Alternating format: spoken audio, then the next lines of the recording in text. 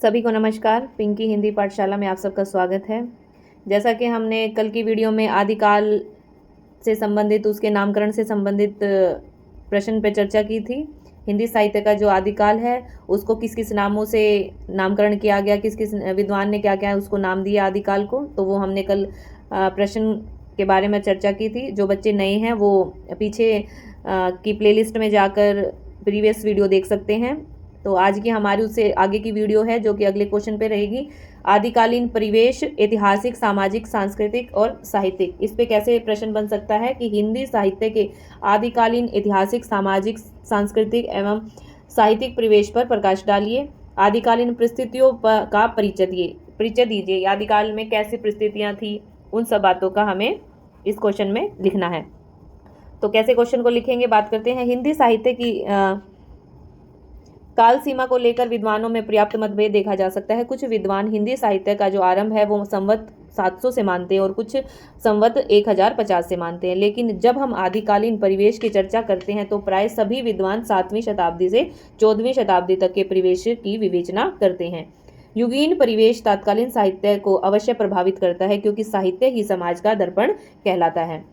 साहित्य समाज को और समाज साहित्य को अवश्य प्रभावित करता है, एक दूसरे को प्रभावित करते हैं। साहित्य समाज को प्रभावित करता है और समाज साहित्य को प्रभावित करता है, दोनों एक दूसरे को प्रभावित करते हैं। यदि किसी समाज के परिवेश में परिवर्तन होता है तो उसके साहित्य में भी अवश्य परिवर्तन देखने को मिलेगा। जैसे कि हमारे साहित्य में देखने को मिलता है, जब हम बात करते हैं एक एग्जाम्पल के तौर पर प्रेमचंद के अगर साहित्य को उठाते हैं तो उसमें समाज के दर्पण को ही दिखाया गया है। उस समय जैसे कृषक किसान जीवन की जो व्यथा थी, जिस प्रकार किसान का जीवन था, वैसे प्रेमचंद जी ने गोदान में एज इट इज दिखाया गया है। तो एक कहा जाता है कि जो साहित्य है वो क्या है, एक समाज का ही दर्पण है। समाज में परिवर्तन होगा तो अवश्य ही साहित्य में भी परिवर्तन देखने को मिलेगा। अतः हम कह सकते हैं कि परिवेश किसी भी भाषा के साहित्य के लिए आधार कहा जा सकता है।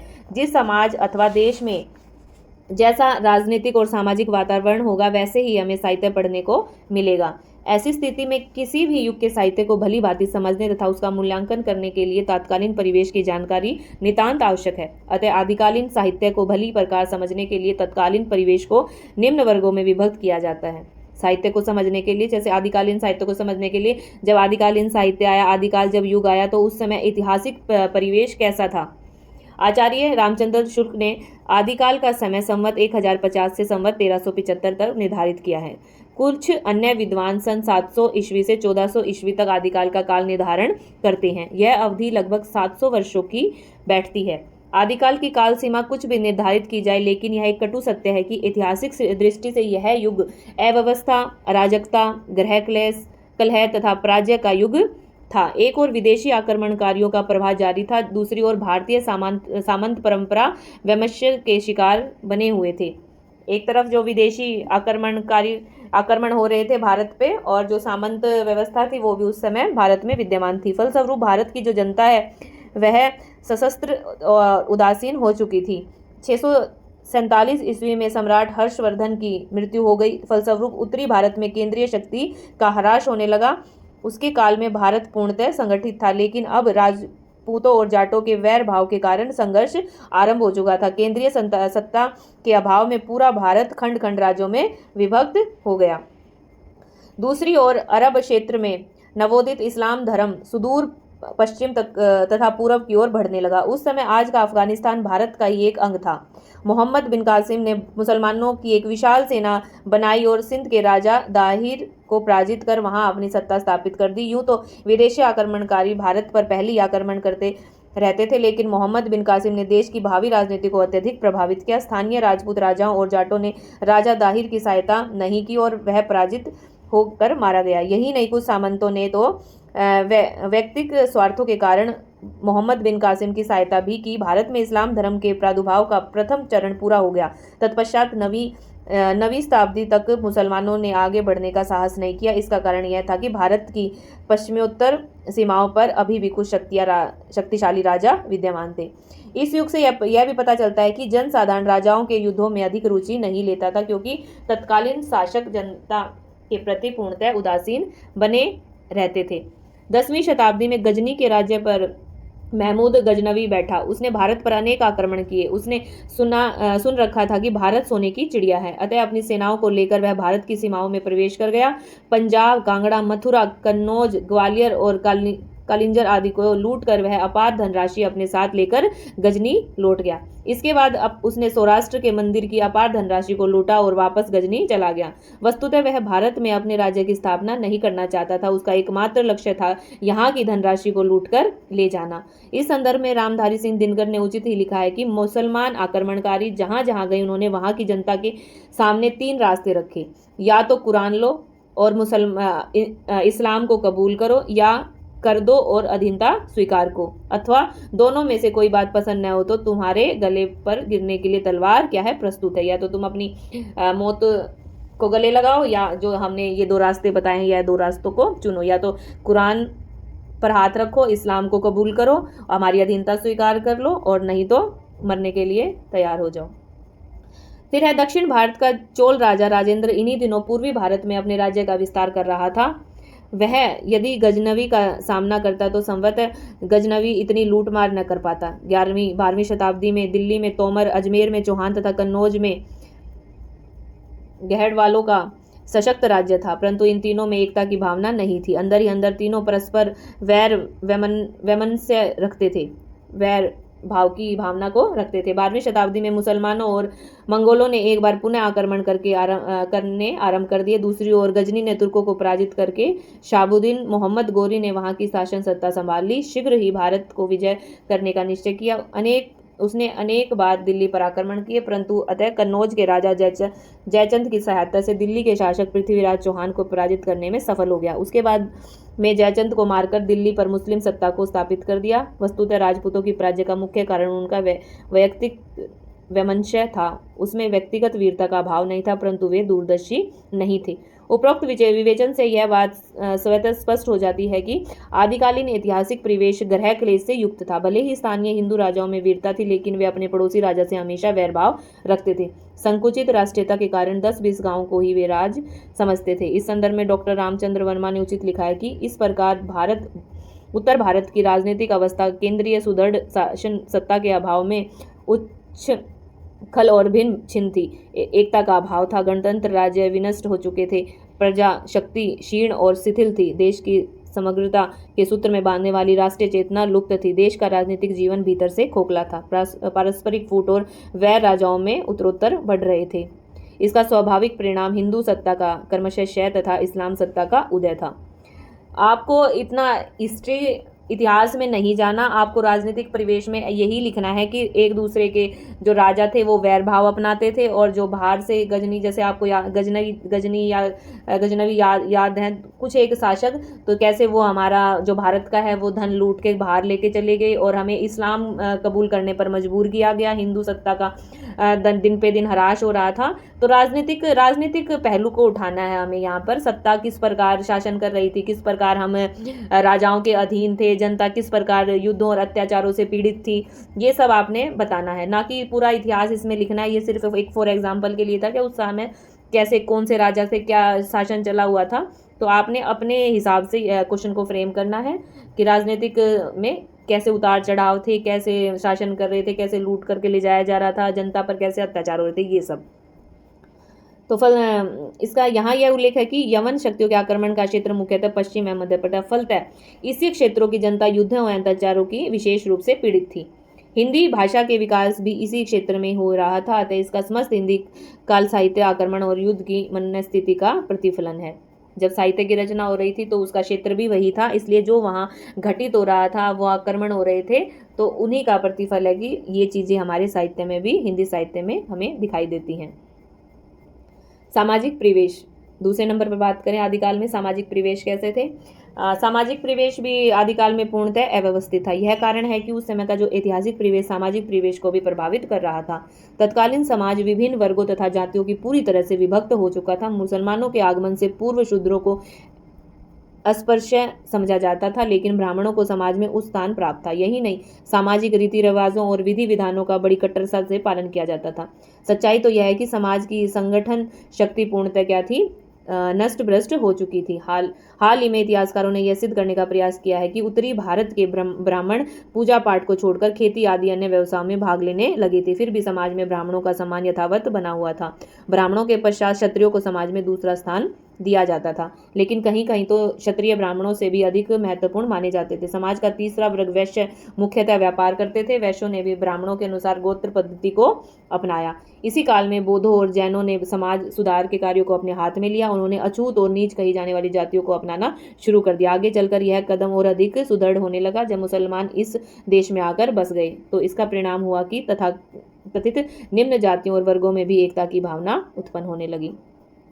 आदिकालीन समाज में नारी जाति की स्थिति अत्यधिक शोचनीय थी। उसे मात्र भोगना माना जाता था। इस दृष्टि से नारी क्रय विक्रय और अपहरण की वस्तु बनकर रह गई थी। सती प्रथा तथा जौहर प्रथा भी प्रचलित थी उस समय।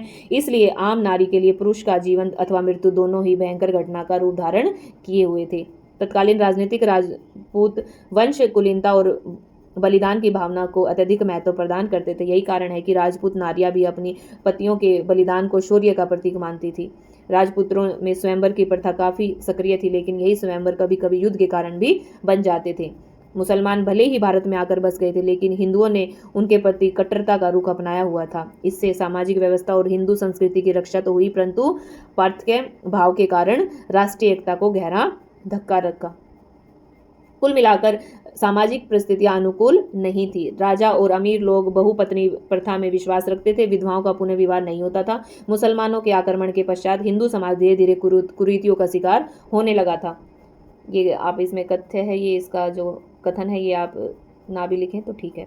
तो आपने समझा कि उस समय की जो सामाजिक परिवेश कैसा था, वर्गों में बटा हुआ था समाज, किस प्रकार वर्गों में बटा हुआ था। फिर बौद्ध और जैन धर्म आया, किस प्रकार बौद्ध और जैन धर्म ने जनता में अपना थोड़ा सा वो चलाया, अपनी ओर आकर्षित किया जनता को। फिर नारी की जो दशा थी वो कैसी थी उस समय, उसको सिर्फ भोगना की एक भोग की वस्तु समझा जाता था, शोचनीय दशा थी। तो ये चीज़ें आपने इसमें मेंशन कर देनी है। आगे बात करते हैं सांस्कृतिक परिवेश की।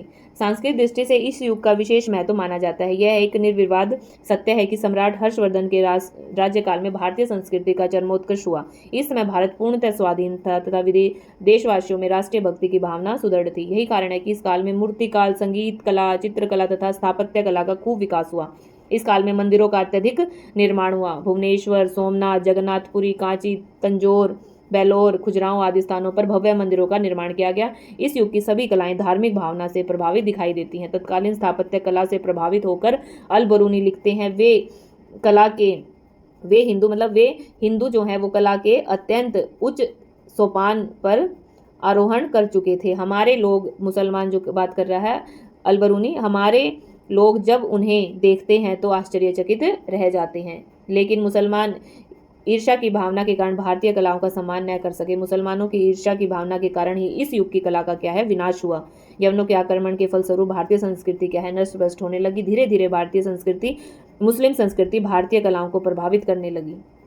ये था हमारा इसमें सांस्कृतिक परिवेश कैसा था कि उस समय मंदिरों का निर्माण हुआ, कौन कौन से मंदिरों के निर्माण हुए आप नाम लिख सकते हैं।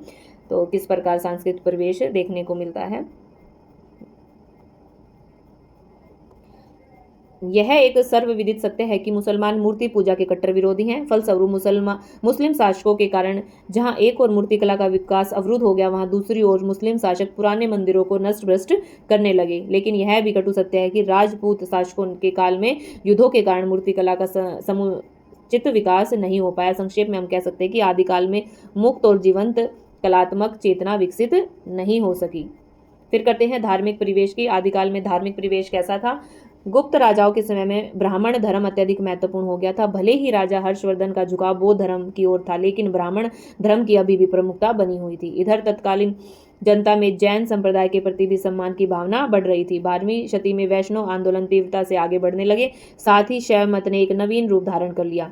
तत्कालीन राजपूत शासकों में अहिंसा मूलक सिद्धांतों के प्रति अधिक आस्था नहीं थी। फलस्वरूप शैव मत की अपेक्षा जैन मत पिछड़ता जा रहा था। धीरे धीरे शैव मत बौद्ध तथा समार्त मतों को आत्मसात करके नाथ मत के नाम से लोकप्रिय हो गया। यहाँ इस बात का उल्लेख करना जरूरी है कि ब्राह्मण धर्म ने बौद्ध धर्म को अपने में लीन करने का भरसक प्रयास किया, लेकिन बौद्ध संप्रदाय का स्वतंत्र अस्तित्व ही बना रहा। भले ही बौद्ध धर्म अनेक शाखाओं में बट गया, लेकिन उसकी जड़ अभी भी काफी गहरी थी।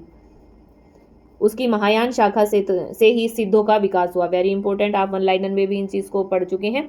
उनकी जो बौद्ध धर्म की जो महायान शाखा है, उसे किसका निर्माण हुआ? सिद्धों का विकास हुआ, जो अपने तंत्र मंत्र, जादू टोना तथा ध्यान धारणा के कारण छोटी जाति के लोगों को अत्यधिक प्रभावित कर रहे थे। जनता में बौद्ध भिक्षुकों की प्रतिष्ठा हिंदू साधुओं के से किसी प्रकार कम नहीं थी। वस्तुतः आदि काल में भले ही बौद्ध धर्म के में महायान, हीनयान, ब्रजयान, सहजयान आदि अनेक शाखाएं बन गई हों, परंतु बौद्धों और सिद्धों की एक मजबूत परंपरा ने हिंदू समाज को अत्यधिक प्रभावित किया। तत्कालीन बौद्ध धर्म, जैन धर्म और हिंदू धर्म आदि के अनुयायी अंधविश्वासों के शिकार बनने लग गए थे। कापालिकों और तांत्रिकों का प्रभाव सभी वर्गों पर दिखाई देता था। यहाँ तक कि जैन धर्म भी इस तांत्रिकों की लपेट में आ चुका था। धार्मिक स्थल व्यभिचार, आडंबर, अर्थ, लोभ आदि के शिकार बन चुके थे। पुजारी और महंत धर्म के सच्चे स्वरूप को भूलकर धन संग्रहण और अधिकार संग्रहण की ओर अधिक ध्यान दे रहे थे। जैन धर्म के अनुयायी पौराणिक कथा कहानियों को अपने रंग में रंग कर चित्रित करने लगे थे। दूसरी ओर इस्लाम धर्म में प्रवेश करने के कारण धार्मिक जगत में एक विशेष परिवर्तन दिखाई देने लगा। भले ही इस युग में इस्लाम धर्म का आगमन हुआ, लेकिन इसका प्रचार प्रसार तो आगे चलकर भक्ति काल में हुआ। इस्लाम धर्म आदि काल में आ चुका था, लेकिन जो इसका प्रचार प्रसार है वो कब हुआ? भक्ति काल में जाकर हुआ। आदि काल में ही मति भ्रष्ट को नष्ट करने वाली एक दार्शनिक लहर का विकास दक्षिण भारत में हुआ। इस लहर के जो प्रचारक थे वो शंकराचार्य, रामानुजाचार्य, निर्वाक और वल्लभाचार्य थे, लेकिन 15वीं शताब्दी के अंत तक इन आचार्यों पर भारतीय जनजीवन का अधिक प्रभाव नहीं पड़ा। इस प्रकार हम देखते हैं कि आदिकाल का धार्मिक परिवेश अत्यधिक विषम और प्रतिकूल था। अब बात करते हैं साहित्यिक परिवेश की। भले ही आदिकाल में युद्ध और ग्रह कलेश का वातावरण निरंतर बन रहा था, लेकिन फिर भी इस युग में साहित्य का निर्माण निरंतर हो रहा था। 9वीं से 11वीं शताब्दी तक कन्नौज और कश्मीर साहित्यिक रचना के केंद्र बन गए थे। इसमें है आनंदवर्धन, अभिनवगुप्त, कुंतक, क्षेमेंद्र, मर्मट, राजशेखर, विश्वनाथ आदि काव्यशास्त्री इस युग में क्या है? उत्पन्न हुए। इधर भवभूति, श्रीहर्ष और जयवर्धन आदि संस्कृत के साहित्यकार भी इस काल में आए। अभ्रंश साहित्य में जैन कवियों ने विशेष योगदान दिया। अमरूक कवि द्वारा रचित अमरूक शतक तथा हाल की आर्या सप्तशती अभ्रंश भाषा की श्रेष्ठ कृतियां इसी काल में आई। इसी काल में सिद्धों ने अभ्रंश के साथ साथ लोक भाषा में साहित्य का निर्माण किया। इस युग में हिंदी भाषा में भी साहित्य ग्रंथों की काफी रचना हुई। देश भाषा, लेकिन इसे हम देश भाषा कहें तो अधिक तर्कसंगत होगा। सिद्धों और नाथों ने इसी देश भाषा में साहित्य निर्माण किया। डिंगल, पिंगल, मैथिली और अवहट आदि काल की कुछ अन्य स्वदेशी भाषाएं हैं, जिनमें जैसे कि बीसलदेव रासो, पृथ्वीराज रासो जैसे महान काव्य रचनाएं लिखी गई। ये था हमारा साहित्यिक परिवेश। उस समय साहित्य में कौन कौन सी जैसे रचनाएं आई, कौन कौन से उस समय शास्त्री आए, जैसे कि साहित्य जब प्रवेश हुआ तो उसमें आनंदवर्धन, अभिनवगुप्त, क्षेमेंद्र, मर्मट, राजशेखर ये सारे आचार्य आए। उसके बाद अपभ्रंश में जैसे कि जैन कवियों ने अपना योगदान दिया, तो आप जैन साहित्य की आप इसमें रचनाएं लिख सकते हैं। फिर डिंगल पिंगल अवहट भाषा, डिंगल पिंगल, मैथिली, अवहट आदि काल की मुख्य अन्य स्वदेशी भाषाएं आई, जिसमें कि बीसलदेव रासो है, पृथ्वीराज रासो लिखा गया। तो ये सारी चीज़ें हम लिख सकते हैं। संक्षेप में हम कह सकते हैं कि आदिकालीन राजनीतिक, सामाजिक तथा सांस्कृतिक परिवेश काफी विकट था। संपूर्ण उत्तर भारत में छोटे रजवाड़े निरंतर आपस में युद्ध कर रहे थे। राष्ट्रीय एकता की चिंता किसी को नहीं थी। छोटी छोटी लड़ाइयां उस समय की कटु सच्चाई है। केवल धर्म तथा साहित्य के क्षेत्र की परिस्थितियां कुछ सीमा तक अनुकूल थी। आदिकाल में प्रचुर मात्रा में साहित्य का निर्माण हुआ, लेकिन आज केवल वही रचना बच पाई हैं जो जनसाधारण में लोकप्रिय थी, विशेषकर जैसे कि पृथ्वीराज रासो, संदेश राशक, विद्यापति कृत, पद्मावली, आलाखंड आदि काफी लोकप्रिय रचनाएं रही। तो ये था हमारा आदिकाल को लेकर महत्वपूर्ण प्रश्न, जो कि एग्जाम की दृष्टि से काफ़ी महत्वपूर्ण था। इसको लेकर एग्जाम में प्रश्न बन सकता है। तो उम्मीद है कि आपको ये समझ आया होगा।